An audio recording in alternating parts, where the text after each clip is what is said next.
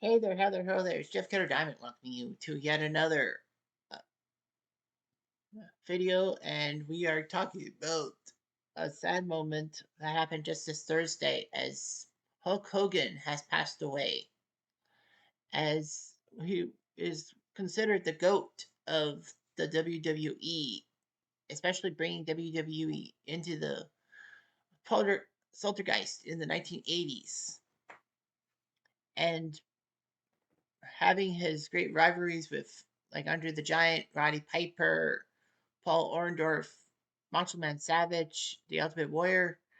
He was an icon for the WWE. And today we'll be looking at 10 Hulk Hogan moments that happened. And not all of them have to do with wrestling. There are some that will have to do with his pop culture stuff. So stay tuned. This is going to be fun. First off, at number 10 is his demandments to the kids. Hulk Hogan was a massive icon for kids everywhere, and practically what ended up happening was that he would be a figure to 80s kids around the world. And he made some statements. His most famous statement is to tell millions of people to train, say their prayers, and eat their vitamins, which is pretty impressive because of the fact that, a lot of people have like catchphrases and tell kids these things, but, he had basically trying to train kids to be better, and that was good. At number 9, you got the the Hulk Hogan journey in the first place. In 1979, he managed to get to WWF and would actually fight Ted DiBiase at Madison Square Garden.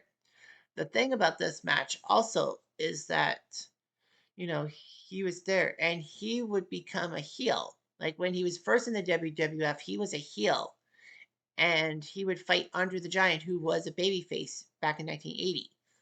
Hogan would famously slam Andre the Giant at Shea Stadium in a supercard in 1980. Of course, that was not the main event. The main event was Sabisco versus San Martino.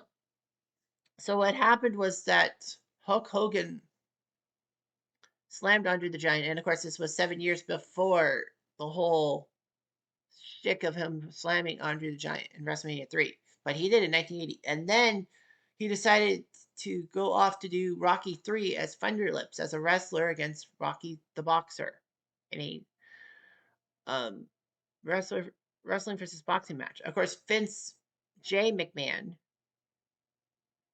Vince J. McMahon, the guy who was the lead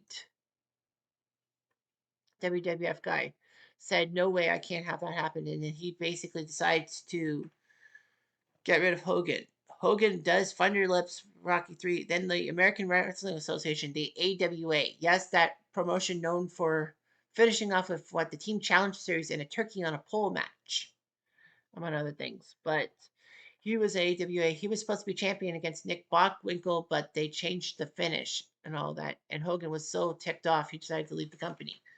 And then, fortunately, though, WWF was in Vincent K. McMahon's hands. Yes, that guy. The Vincent McMahon we all know and loathe. And he decided to make Hook the man of the hours, too sweet to be sour. So practically, Hook was back in the WWF after a stint in the AWA. He also fought in Japan against Andre the Giant. But, that's what happens. At number 8 is his famous match against Vince McMahon at WrestleMania 19. Everyone knows about the WrestleMania 18 matchup, but did you know that he actually fought a WrestleMania match after WrestleMania 18? Yeah, in WrestleMania 19. Now, Hulk had some time off, and then he came back into the WWE in 2003 and would fight The Rock at No Way Out in Montreal. Unfortunately, though, it was a fast count by Sylvain Grenier, who soon became a WWE wrestler himself. So what happened was that Hogan was mad at Vince, and Vince saying that I take credit for Hulkamania. I created you. And Hulk says, no, I created Hulkamania for myself. Unfortunately, the two of them had a clash of egos. They decided to have a street fight at WrestleMania 19 in Seattle. And Roddy Piper came in to beat up both men. Of course, he wanted to go after Hogan because, it's Hulk freaking Hogan. Fortunately for Hulk, he beat Vince McMahon and probably had some sense into Vince McMahon. But, Hulkamania was the Hulk's, and that's what he wanted to do. At number 7 is the Ultimate Warrior versus Hogan. Title for title, the Ultimate Challenge, WrestleMania 6 in 1990. So Hogan was the champ for a little bit after being Macho Man at WrestleMania 5.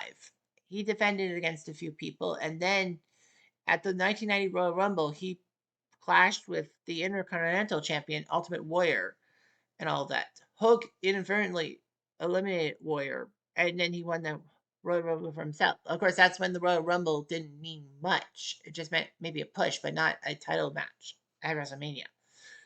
So Hulk and Warrior would have their awkward matches, but they would have a great payoff.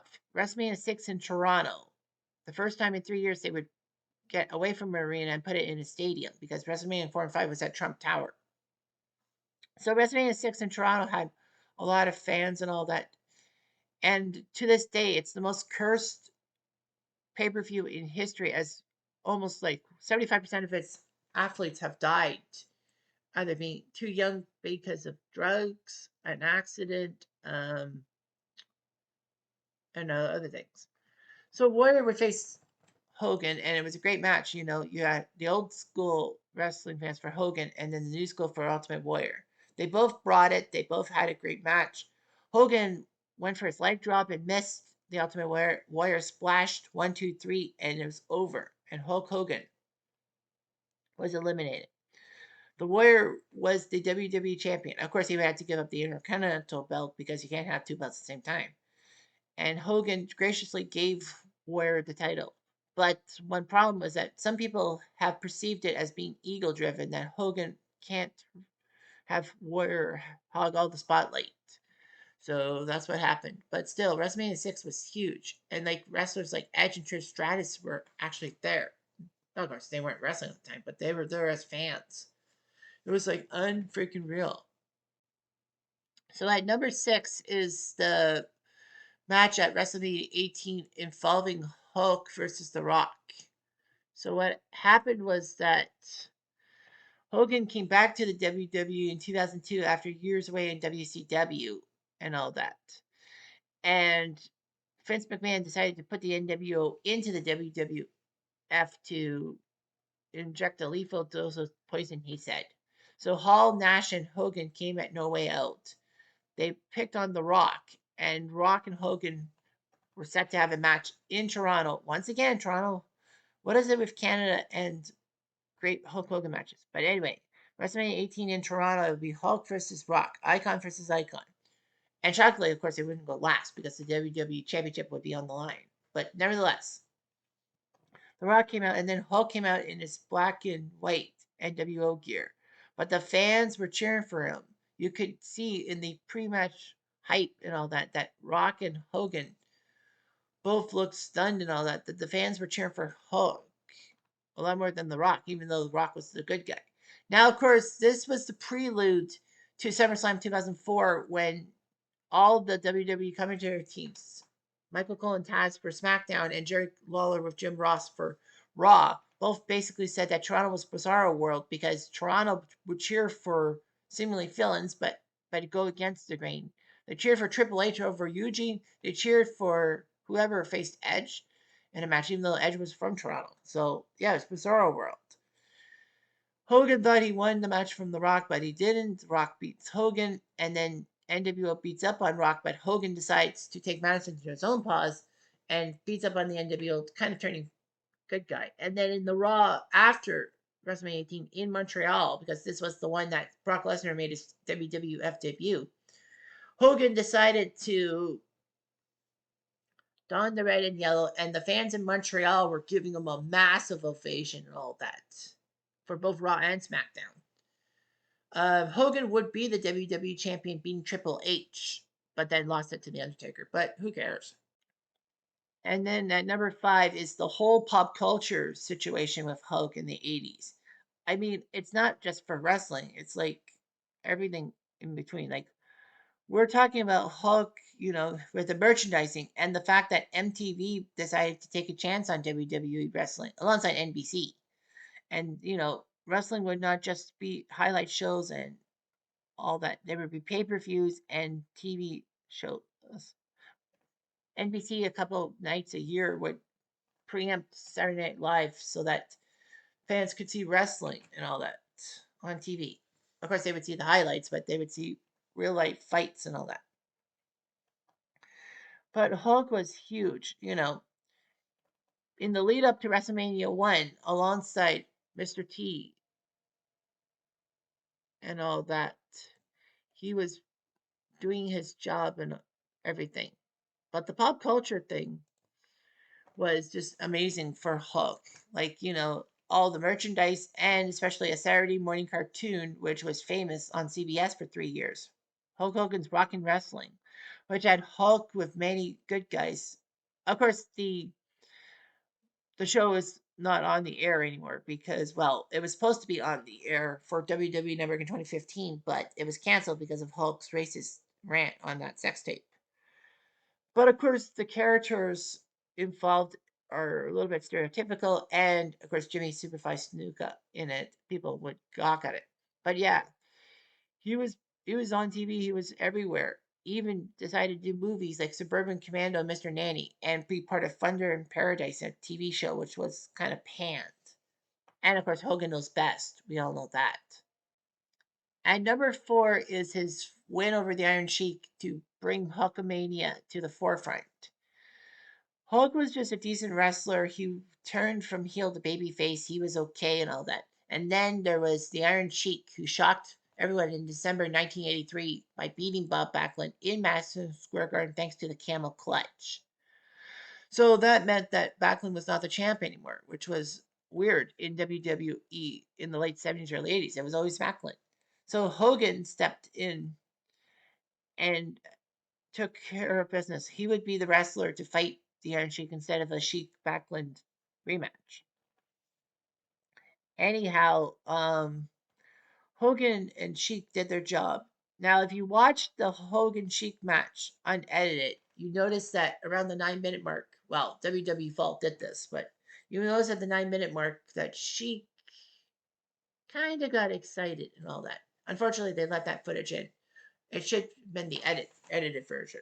But nevertheless, Hulk somehow slammed out of the camel clutch, and then he leg dropped the Iron Sheik, and he was the champion. Iron Sheik would just be known as a transitional champion, and Hulkamania was born. For 4 years, he held on that belt till 1988 when he lost it to Andre the Giant in the famous Saturday Night Main Event spinoff called The Big Event in Indianapolis in front of 33 million Americans and countless Canadians, as CHCH would broadcast that match. But anyway, yeah, Hogan losing Andre, that was just pathetic. But yeah, Hulkamania was born, and for 4 years he was the champ. And number three on the list is the whole thing with Hulk Hogan turning heel, and one of the greatest heel turns in history and all that. We've seen plenty of heel turns, such as Seth Rollins betraying the Shield for Triple H and his authority in 2014. And we also saw Cena turn heel just this past March after winning the Elimination Chamber match. He decides to beat up on Cody Rhodes and all that, and people were shocked because Cena was almost always a good guy. He was a heel for the first year and a bit in WWE, but he turned himself into a good guy. But the big heel turn was at Bash at the Beach in 1996 when Hogan, after leaving WWF after WrestleMania 9. Well, after King of the Ring 1993, he went to WCW and, fought Ric Flair where he was supposed to fight Ric Flair in WWE. Why it didn't happen, I don't know. But anyway, yeah, he was the champ for more than a year until the Giant, aka Big Show, took it from him in October 95. Anyway, Hook was just decent and all that, but a lot of people said that he was starting to wear thin. And then there would be a match between the Outsiders and three members of WCW. The Outsiders were Scott Hall and Kevin Nash, or formerly Razor Ramon and Diesel. So anyway, Hogan came out to the ring in his yellow and red, and everyone was happy. Tony Schiavone and Dusty Rhodes were saying, "Go get him, baby." And Bobby Heenan on commentary said, "Yeah, but whose side is he on?" Everyone thought that Bobby the Brain was off his rocker, but then Hulk leg drops Savage, and basically everyone says, "He's the third man. He's the third man." And then garbage was piled up in the ring, thrown at those three when they did the interview with Mean Gene, and basically Hulk cut a massive heel promo. And then the NWO ruled WCW for a while. So Hogan got to be a heel and kind of revitalized his career. Anyway, at number 2 is his win over Andre the Giant at WrestleMania 3 in 1987. So Hulk had been champion and he was in the long reigns of this championship. We'll talk about his early part of being a champion in number 1. But anyway, he had everything going for him.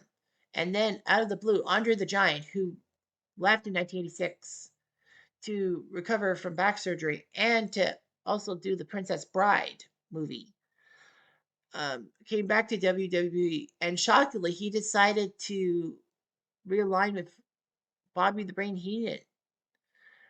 Andre was given a trophy for being 15 years undefeated, and Hulk received a bigger trophy for being 3 years on top. Unfortunately, Andre kind of had trophy jealousy and all that.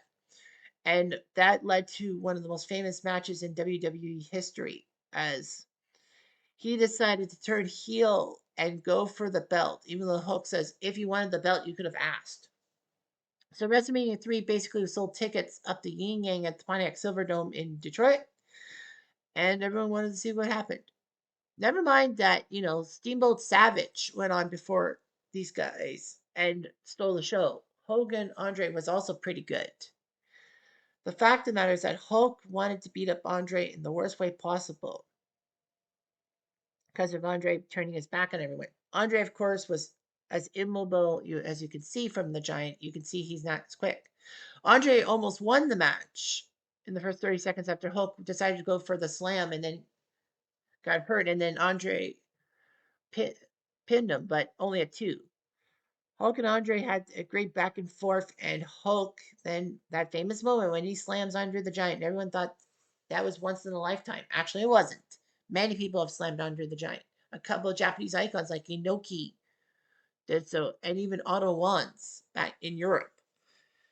But the fact is that, Hulk slammed Andre, dropped the leg, got the win, and Hulk and Andre kind of had a rivalry until Andre stole the title from Hulk in 1988.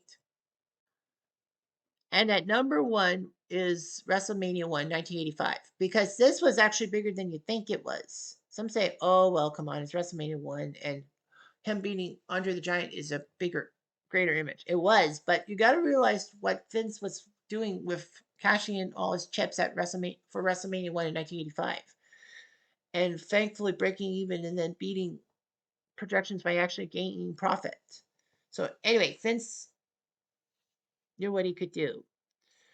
So Hulk was built up. He was the champ. And then they decided to pair him up with Mr. T against Roddy Piper and Paul Orndorff with Cowboy Bob Orton in their corner. Jimmy Superfly Snuka was in Hulk and T's corner. So basically, Hulk and T would do a lot of PR stuff. T did not like it so much, but Hulk was okay with it. And then they went on this, I would say HBO show. Maybe it wasn't HBO, but anyway, Hot Properties with Richard Belzer. And Richard Belzer dared Hogan to do a wrestling move on him, like the camel clutch. But Hulk says, that's not my move. And then he decided to do a simple chin lock. Unfortunately, Hulk did badly with the pressure, and Belzer collapsed onto the floor. He smashed his head. He had blood everywhere and had to leave the show. Fortunately, though, the parties would actually settle for a massive deal, and Richard Belzer bought a chateau in France and called it Chez Hogan because of that. But luckily, though, it didn't derail WrestleMania 1 as Hogan and T would co-host Saturday Night Live the day before WrestleMania 1. And then WrestleMania 1 happens, the main event, and then Bob Orton stupidly decides to use his cast and whack his own teammate by accident. And Hogan wins the match. And Hulkamania was born. Because Yeah, it was huge because you had all these celebrities in wrestling. You had Cyndi Lauper accompanying Wendy Richter to the ring for the WWE Women's Championship. You had Liberace, Billy Martin, and the Rockettes, and Muhammad Ali as part of the main event. So, yeah, Hogan did his job. And anyway, Hulk Hogan was an icon of icons and all that. And I leave you with me trying to do the Hulk Hogan shirt rip when I did my live stream a couple days ago. I like to end on a comedy note and probably self deprecate myself. Anyway, what you gonna do when Cutter does his videos on you? Rawr. Anyway, time to see a massive fail. Anyway, I'm just I'm gonna do. As Hulk Hogan famously said, I want the kids who are idolizing me, yeah, right, like there's kids idolizing me, people idolizing me, to eat your vitamins, say your prayers, drink your milk, and always remember what you gonna do when these 5-inch pythons come storming on you. Come storming on you.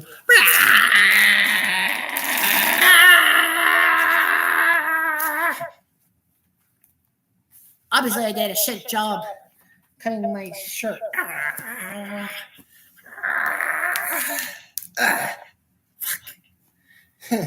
The essence of live TV.